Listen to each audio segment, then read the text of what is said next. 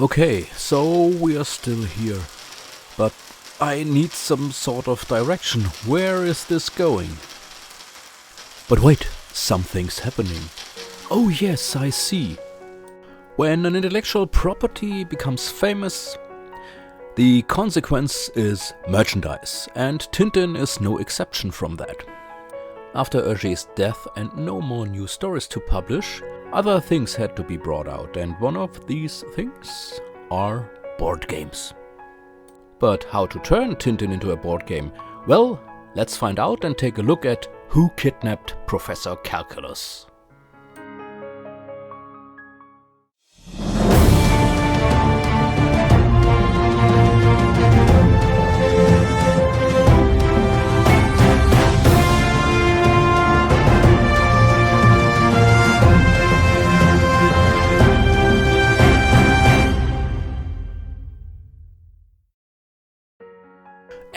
Extra, read all about it. World famous scientist Professor Calculus kidnapped. Tintin and Snowy and their friends are on the trail of the kidnapper. Well, this is the premise of the game. Professor Calculus is kidnapped and the players have the task to find him somewhere in the village of Marlinspike. You can see it here on the board. The players are moving one of the characters around the board, either Tintin or Snowy, Haddock or the Thompsons. Then there are cards, house cards, clue cards and trail cards. The house cards show every house in Marlinspike, and at the beginning of the game you have to pick one without looking at it. This card represents the house where the kidnapper is holding Calculus hostage, and the card goes into a special envelope.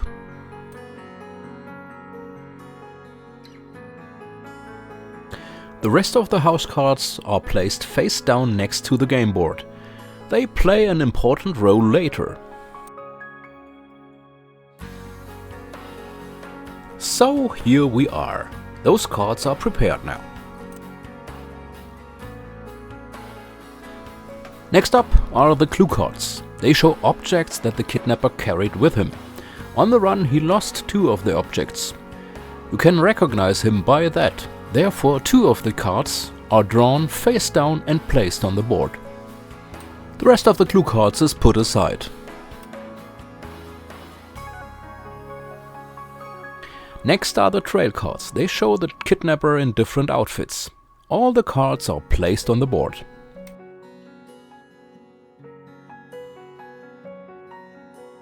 There are 2 game characters that have to be put out of the game. Of course, Professor Calculus, as he's kidnapped, and a policeman. They come into play later. The game characters of the players are put on the helipads of the board, and from there they start. The players roll the dice and may move their pieces accordingly. Now there are 2 possibilities. Either the figures land directly on a special field or they move past a special field. No matter how, the player may take an action on the special fields. If he lands on a house field, he's allowed to check one of the house cards that lay next to the board. The players have to compare the house cards with the board and find the card that is missing, the one that's hidden in the envelope. Remember, that's the house where Professor Calculus is held hostage. If a player lands on a trail card field, he can look at the trail card and see which person is under it.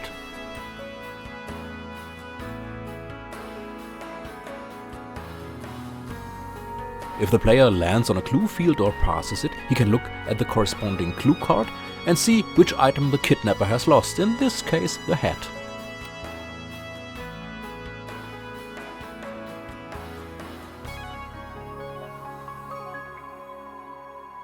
If one of the players finds this special card, it means everything changes, because the kidnapper was able to change his appearance. The clue cards must be reshuffled and redistributed.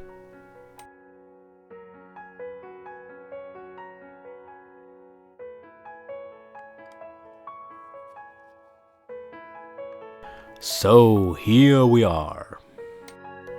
The game continues, and of course the clue cards have to be looked at again. We see on this one that the kidnapper has lost a crowbar and his glasses. So now we have to find the trail card showing a kidnapper without a crowbar and without glasses.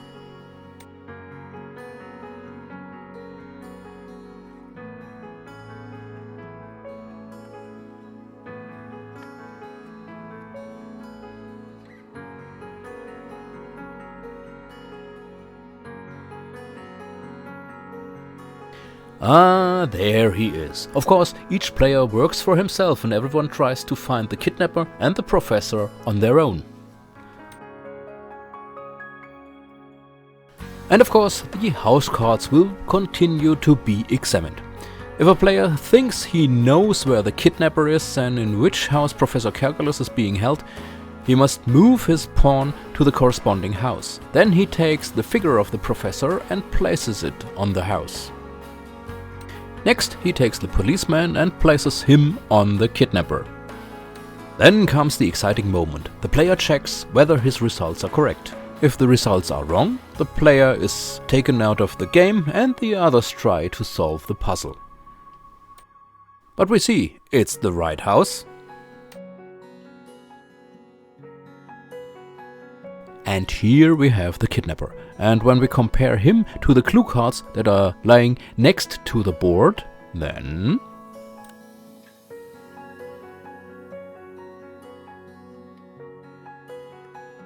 we see he has to wear a hat, shoes, and he has to have a mustache, which he does.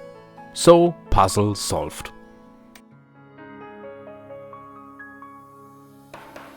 And here we see the cards showing the objects that the kidnapper has lost.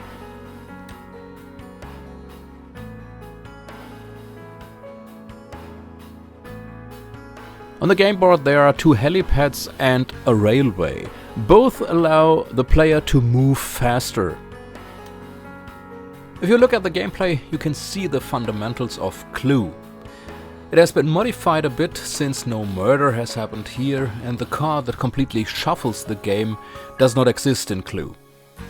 You can say that this is the junior version of Clue, where the players have to think logically. The game was developed in Sweden in 1987 and launched on the European market. It's a nice game for an entertaining afternoon. But it didn't stop at this one board game from Tintin.